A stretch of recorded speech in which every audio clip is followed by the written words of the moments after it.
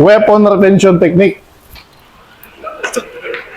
Tactical ba to? Hindi natin siya para paghahampasin. Hindi natin yung purpose. Basic wrist locking technique, tama?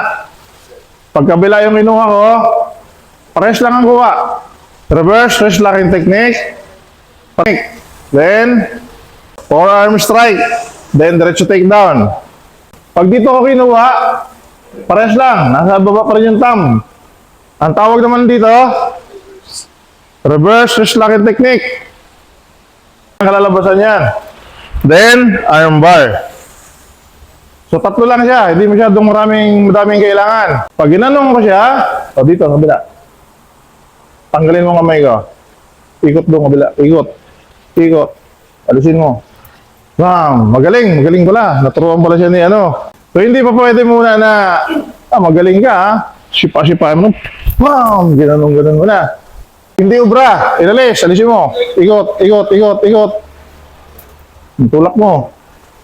Kukunin mo yung iyong OC spray, magaling ka, Yun yung sinasabi ko sa inyo ngayon. Ngayon, Bicolano pala siya. Bicolano ba?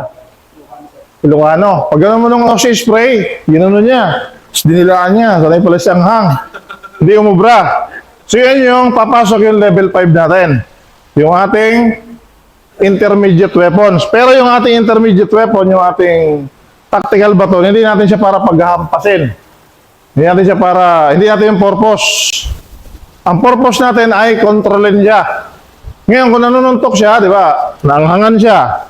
Nanununtok pa rin. Tuntok. Pwede mong paluin yung kamay. Nanununtok ka, paluin yung kamay mo. Priority target natin, green area? Green area muna. Okay, green area muna. Green area. Pag hindi obra ang green area, proceed tayo sa yellow area. Then, ito, anong area to? Diretso doon. Anong mangyayari? Hawakan mo yan, di ba? Kunwari lang. Gusto mong tutuhanin natin? Pinalo mo sa green area, nanlalaban eh. Bam! Anong mangyayari dyan? Oy, may angle. Hawakan niya yan, tama? May angle. Susuot mo to doon, no? Then, leverage. So, ang stick, ginamit kong pang leverage. Ano mo doon? Hindi ito yung ginamit niya, yung kabila. Ito ang may angle. Pwede mo ba i-shot to dito? Pwede, kaya lang awkward. Pag doon mo i-shot sa kabila, area. Pam! Ano mangyayari? Hawak, kabila ihawak mo. Kasi ito yung gagamitin ko, di ba? Kung dito. Pag kabila, ito naman. Hindi, hawak. Ito naman. Then, ganun pa rin ang dulo niyan. Leverage pa rin yan. O, lalabang ka ba? Up. Pwede rin itong pang-control.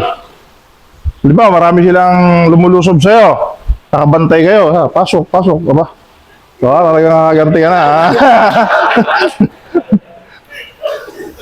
Go. So, ganito naman yung execute ng, anong tawag doon? Weapon retention technique.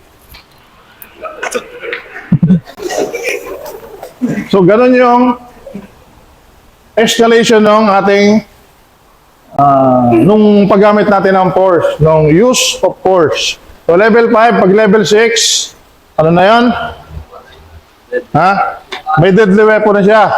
Pasugod.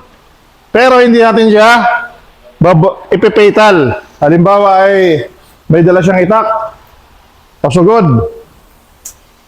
Kunwari lang. Pasugod. Hinto. Babarilin ka. Huminto. Ganun ka lang. Picturean mo. Pag huminto siya, tigil ka. Pero kung tuloy-tuloy siya, barilin mo. Pero hindi siya sa fatal. Tapos pag nabaril mo, tumawag ka ng ambulansya para magamot siya. Okay?